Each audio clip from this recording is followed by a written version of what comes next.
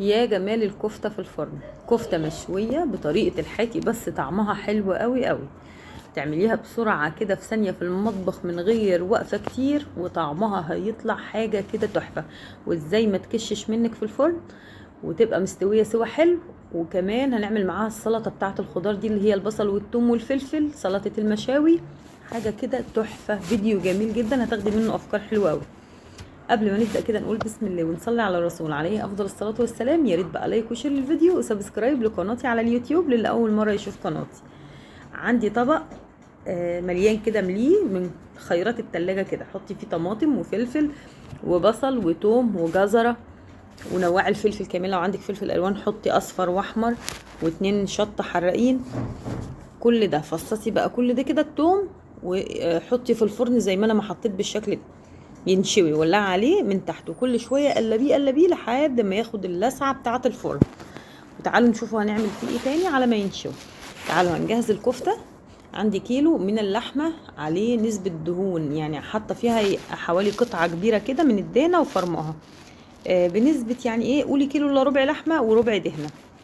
تمام. هنجهز ايه بقى؟ عندي 3 بصلات وسط او 2 كبار، عندي 3 4 فصوص من الثوم، وعندي فلفل احمر 2 حراقين و2 مش حراقين، وعندي شوية بقدونس هناخد منهم بس الورق. كده تمام. خلاص هضرب ده كله في الكبة، انعمه خالص بالشكل ده. وتعالوا يبقى 3 بصلات وسط او 2 كبار، وحطي عليهم قرنين فلفل احمر. انا ما حطيتش عليها طماطم خالص يا جماعة، الاحمر دي والفلفل. تمام. تعالوا بقى نصفي البصل. هناخد المية على جنب، والتفل بتاع البصل ده والحاجات اللي فرمناها هنحطها على اللحمة. اهو اعصري جامد جامد لحد ما تنزلي المية دي، عشان هنصبع بيها الكفتة، بتدي طعم وطراوة للكفتة في الفرن حلوة قوي. وفي التسوية كمان هقول لكم على حاجة، في التسوية بتخلي صابع الكفتة جميل وطري طري، تاكلي في حاجة جميلة جميلة. الطبق اللي هو طلع بتاع مية البصل، حطينا عليه شوية زيت، معلقتين 3 زيت، وبخاريه بقى كده فلفل اسمر وكمون وتوابل لحمة كده، السبع بهارات حطي حاجة بسيطة وكده. تمام. ده جهازيه، ده اللي هنعمل بيه نصبع بيه الكفتة. نركنه على جنب، وتعالوا بقى للحمة. انا حطيت عليها البصل اهي، هننزل عليها بايه بقى؟ معلقتين كبار هرميين كده نشا، وحطي عليها نص معلقة من البيكنج باودر. البيكنج باودر بيخليها هشة ومش مكتومة. وهنحط عليها معلقتين او 3 من الفيجيتار بتاع البانيه، الحار او البارد زي ما بتحبي. عندي بقى كيس من توابل الكفتة، كان فيه معلقتين عندي، حطيت معلقتين كبار، ومعلقة كبيرة من السكر، ونص معلقة من الملح. وما تنسوش ان احنا حاطين ملح على البصل في الاول، فايه ما نزودش. هنديها تقليبة كده. تعالوا كده ناقص ايه؟ البهارات. حطي عليها ايه بقى؟ نص معلقه من الفلفل الاسمر، ونص معلقه كمون، ونص معلقه من توابل السبع بهارات، نص معلقه. وكمان ادي الكمون، وكمان نص معلقه بابريكا. تمام كده. ناقص ايه تاني؟ حطيت برضو نص معلقه زنجبيل. حطي كل التوابل الحلوه قوي اللي بتطلع الكفته جميله كده. خلاص كده زي الفل. اقلب كل الخلطه دي كده بايديا. وبعدين خطوه مهمه جدا، رجعيها بقى المفرمه تاني، الكبة تاني اهو. قلبي كل الخطوة كده بايديكي، وبعدين هنرجع تاني نرجعها في الكبة وفرميها. حطي حبة حبة كده في الكبة،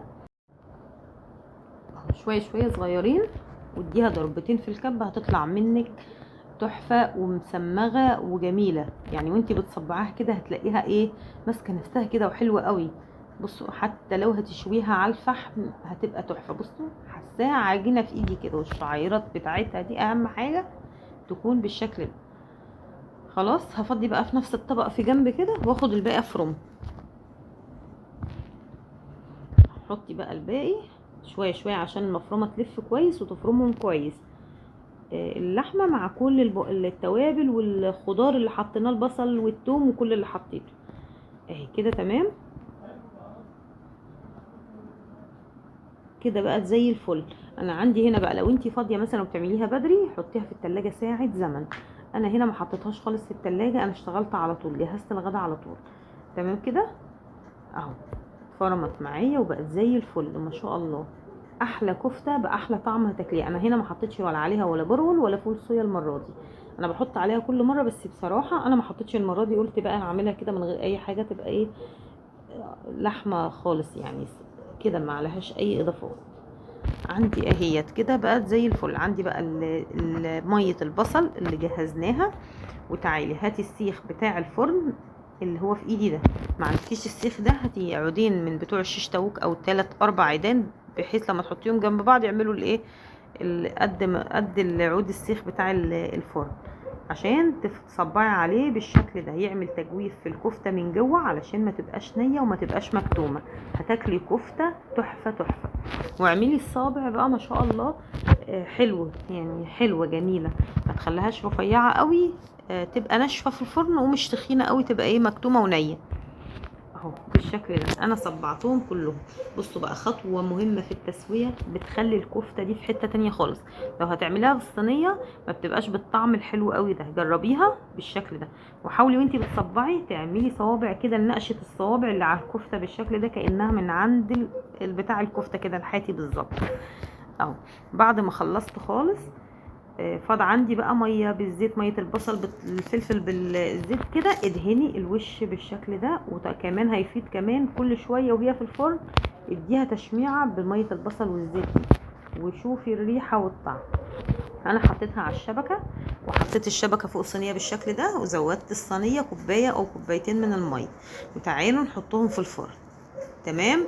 الخطوه دي الميه دي هتتبخر وهتسخن من تحت، هتدي طراوه للحمه تحفه، ومش هتكش مني خالص، وهتشوفوا الصابع طالع زي ما هو. عندي بقى على ما الكفته تطلع، تعالوا بقى الخضار اللي شويناه في الفرن هنعمل منه احلى سلطه مشاوي. هتاكلي السلطه دي قبل الكفته. عندي التوم ما شاء الله، بصوا اتشوى حلو قوي، قشريه بالراحه، وانزلي بقى في الكبه بتاعتي. ادي الفلفل الالوان والطماطم، هنشيل بس العلق بتاعها كده عشان انا حطيت طماطم سليمه، وعندي فلفل حراق وفلفل بارد، حطي كل ده. والبصل بقى ما شاء الله زوادي بصل. يا سلام لو عندك بتنجانه من اللي هو البتنجان الرومي وشويتيها مع الخلطه دي وضربتيها معاهم برضو بتبقى تحفه، بس الصراحه ما كانش عندي. خلاص ادي الثوم اهو ما شاء الله سايح زبده، وادي الطماطم والبصل اهو. حاولي تقشري بالراحه، طبعا هو سخن مولع وانا عايزه اعمله هو سخن كده.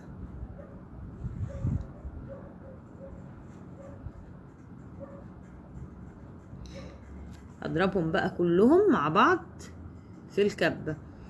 عايزه اقول لكم ان انا بعد كده حطيت عليها معلقتين من الطحينه والتوابل بتاعتها، وفضيتها في الطبق قدام. بصوا الكفته طالعه عامله تحفه تحفه ومستويه كده، وتحسي ان هي طريه جدا وجوسي وحلوه قوي قوي اهي.